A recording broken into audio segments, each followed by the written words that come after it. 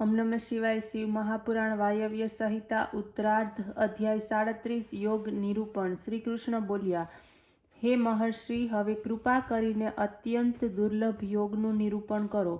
ઉપમન્યુ બોલ્યા, હે શ્રી કૃષ્ણ, ઠીક, સાવધાન થઈને સાંભળો। પરમ યોગ એને કહેવામાં આવે છે જેના દ્વારા સર્વ વિષયોથી નિવૃત્ત થઈ અંતઃકરણની સર્વ વૃત્તિઓ મહાદેવજીની નિષ્ફળ ભક્તિમાં લાગી જાય।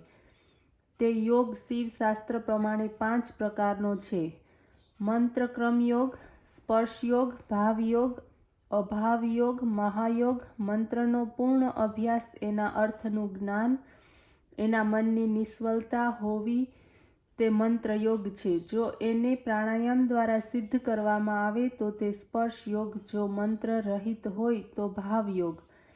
સંપૂર્ણ જગત જેનામાં લય કરીને વિચરી રહ્યું છે તે તો અભાવ યોગ છે। જેના નિરૂપાધિક શિવ સ્વભાવ ચિંતક હોય છે, સદાશિવમાં જ માનસિક વૃત્તિઓ જોડાયેલી રહે તે મહાયોગ છે। આ યોગનો તે અધિકારી છે જેનું મન સાંસારિક સુખ, વાસના તથા વેદોક્ત સર્વ ગાર્દિક ફળની કામનાઓથી વિરક્ત બની ચૂક્યું છે। મનની ઉપર જીત તો બંને પ્રકારના વિષયોના દોષને જોઈને નિર્દોષ ઈશ્વરના ગુણોનો નિરંતર સેવવાથી જ થાય છે। શરીરમાં રહેલા વાયુને પ્રાણ કહેવામાં આવે છે। એની ગતિનો અવરોધ તે પ્રાણાયામ છે। તે રેચક, પૂરક અને કુંભક નામના 3 પ્રકારનો છે। એક આંગળીથી નાસિકાના એક પુટને દબાવી બીજા પુટથી વાયુને બહાર કાઢવો તે રેચક છે। બહારના વાયુને નાસિકા દ્વારા અંદર લેવો તે પૂરક છે। પછી અંદરના વાયુને છોડવો નહીં અને બહારના વાયુને અંદર ન આવવા દેવો એને કુંભક કહેવામાં આવે છે।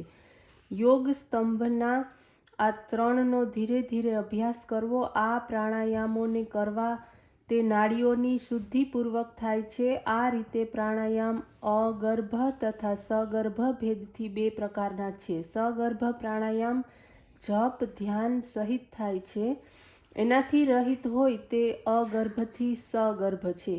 પ્રાણાયામ વિશેષ ગુણકારી છે ત્યારે તો યોગીનો સગર્ભ પ્રાણાયામ કરે છે।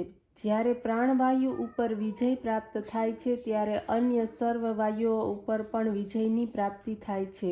ક્રમાનુસાર અભ્યાસ પૂર્ણ રીતે કરવામાં આવેલો પ્રાણાયામ સર્વ દોષોને દૂર કરે છે, શરીરની પણ રક્ષા કરે છે। જ્યારે પ્રાણવાયુ ઉપર વિજય પ્રાપ્ત થાય છે ત્યારે આ સર્વ લક્ષણો દેખાય છે। વિષ્ઠા, મૂત્ર, કફ વગેરે સર્વ મંદ પડે છે। શ્વાસોશ્વાસ લાંબા તથા વિલંબિત થાય છે। હલકાપણું, દુર્તગમન, ઉત્સાહ, બોલાવવામાં ચાતુર્ય અને સર્વ રોગનો વિનાશ થાય છે। સર્વ ઇન્દ્રિયો વિષયોમાં સંલગ્ન બને છે। વિષયોમાંથી એને ખેંચી લેવી, સ્વ વશ કરવી એને પ્રત્યાહાર કહેવામાં આવે છે। મન વગેરે સર્વ ઇન્દ્રિયો ગ્રહણ કરવામાં આવે તો તે સ્વર્ગ અથવા નરકને આપનારી થાય છે। પરમ સુખ તો બીજું છે, એને મેળવનારો વિદ્વાન તથા જ્ઞાન વૈરાગ્યને અપનાવે છે। આ જ કારણે ઇન્દ્રિય રૂપ ઘોડાને વશમાં કરી આત્માનો ઉદ્ધાર કરવો તે સર્વોત્તમ છે। ચિત્તને એકાગ્ર કરવું તે ધારણા છે। એક સ્થાન તે શિવ છે, એમાં મૂકીને એકાગ્ર કરી લેવું તે યોગ છે। અન્ય સર્વ સ્થાનો દોષવાળા છે, એટલા માટે સમયની મર્યાદા વિચારીને પરમ સ્થાન સદાશિવમાં મનને સ્થિર કરવું તે યોગ્ય છે। ઓમ નમઃ શિવાય।